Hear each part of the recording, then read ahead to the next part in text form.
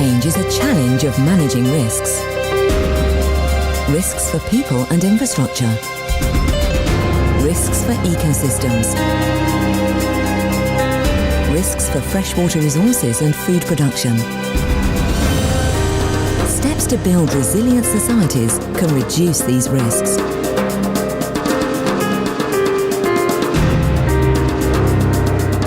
Adapting to climate change can benefit communities, economies and the environment.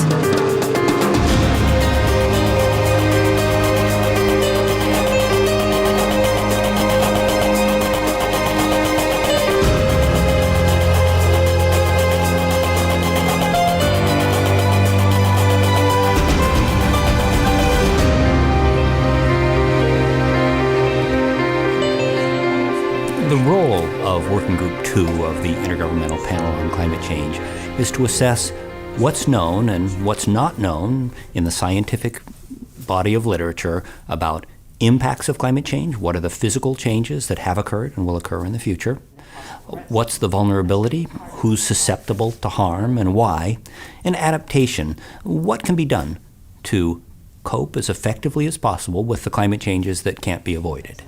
Ha habido significativos avances respecto de anteriores evaluaciones en el Grupo 2, en particular la forma de enfocar todo el proceso de riesgo relacionado con el cambio climático y del manejo del riesgo. Substantial and wide-ranging impacts of climate change have occurred across the world.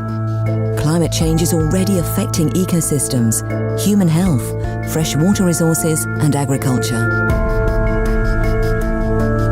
Over the past few decades, yields of major agricultural crops have not increased as much as they would have without climate change. Climate change poses risks for food security in the future.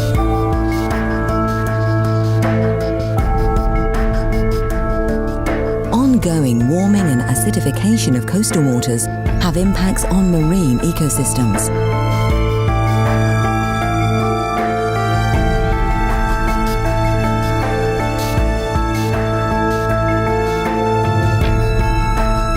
Climate change has affected both the land and ocean species. We find the species are changing, moving places, migrating, and in the case of trees, you find a higher rate of mortality.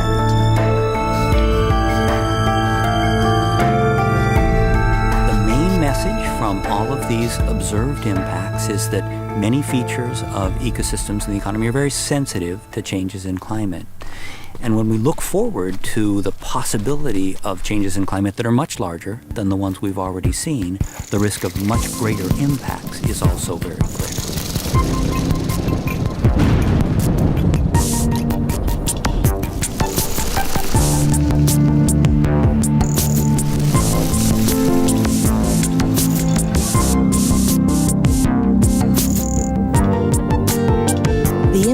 Extreme climate events tell us a lot about current vulnerability and exposure of ecosystems and societies.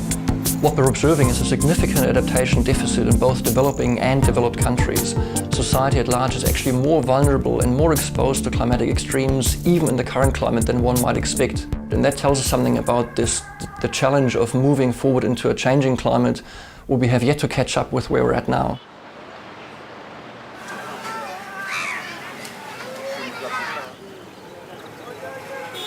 Poverty can intensify the impacts from climate change. Living at the margin of society and being highly exposed, like living in a floodplain or being homeless, makes people vulnerable to climate change, not a flood or a drought or heat stress per se. So it's about these inequalities that exist in every society, both in the North and the South, that make people vulnerable. And often they're associated to gender, to age, well-being, health, class, race, ethnicity, and whether or not people have access to resources and a stake in decision-making processes.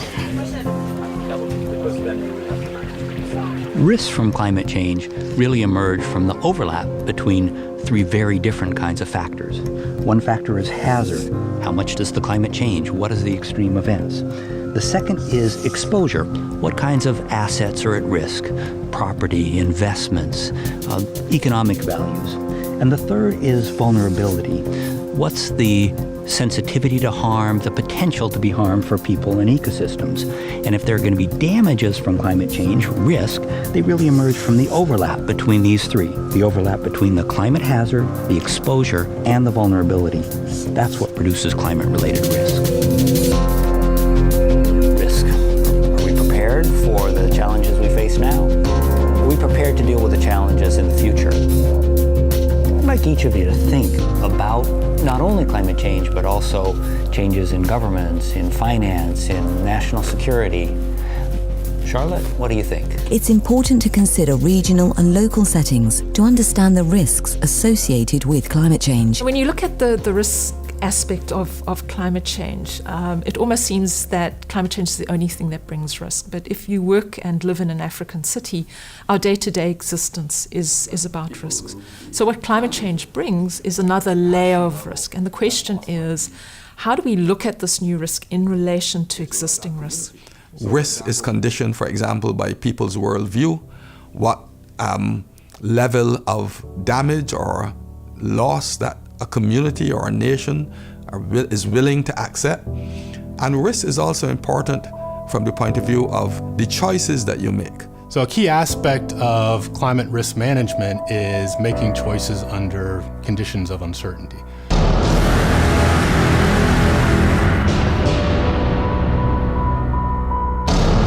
Future greenhouse gas emissions and land use change will determine the magnitude of future climate change.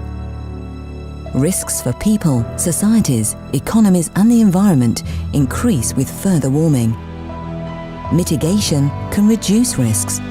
Adaptation to climate change is also important for reducing risks. One of the key messages from Working Group 2 is that adaptation and mitigation are complementary activities. One of the real challenges we face is establishing the understanding that the benefits of adaptation and the benefits of mitigation play out on different timescales. Sure. The effects of adaptation can be more near-term and immediate. But mitigation actions implemented early can make it easier to adapt more effectively in the long term. Investments in mitigation in the short term really lead to an era of climate options in the long term. Adaptation to climate change is starting to occur. Flood barriers and improved drainage reduce the risks from flooding in large cities. Farmers are managing their lands differently. For example, changing their planting times or using different varieties.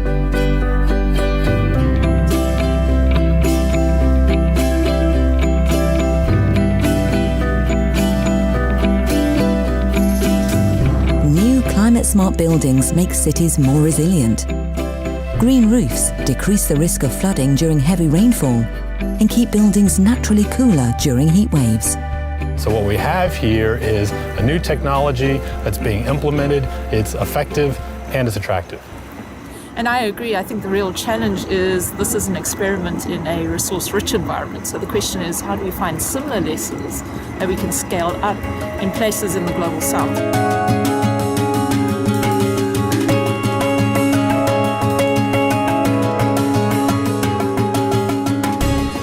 Global South are already dealing with so many challenges. They can't afford for climate change adaptation to be a new agenda.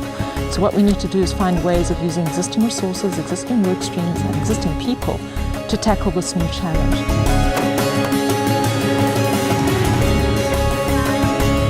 Durban's most ambitious climate adaptation project is the reforestation in the Buffels Dry landfill site. The project combines carbon sequestration and restoration of ecosystem services with community upliftment. The local community is paid to grow the trees, plant the trees and manage the future forest. The project helps the community to change their livelihoods and also to improve the environment that we are living in. For them, it's not only to come here and work and earn money, but to learn and go out to their communities and be like the ambassadors. It's that fact that we can draw together quite simple things, trees and people, in a way that creates a better, more cohesive community, a cleaner community and a more functional city. That's the exciting. There are a range of response options, both mitigation and adaptation, at our disposal to manage the risk associated with climate change. Now, regardless of which option we want to pursue, there's a common set of ingredients we need to facilitate implementation. So we need resources. That might include knowledge, it might include finance, we need governance and institutional arrangements to facilitate coordination, and we need effective leadership from the top down and the bottom up. In facing a future with climate change, where there's uncertainty, we need to view it as a challenge in managing risks. The way I look at it is that adaptation in response to these risks, some of which are well known and some of which are not, is trying to find a way to build a society that's more vibrant, more secure, richer, and fundamentally more resilient. So then the question is, how are we going to achieve that?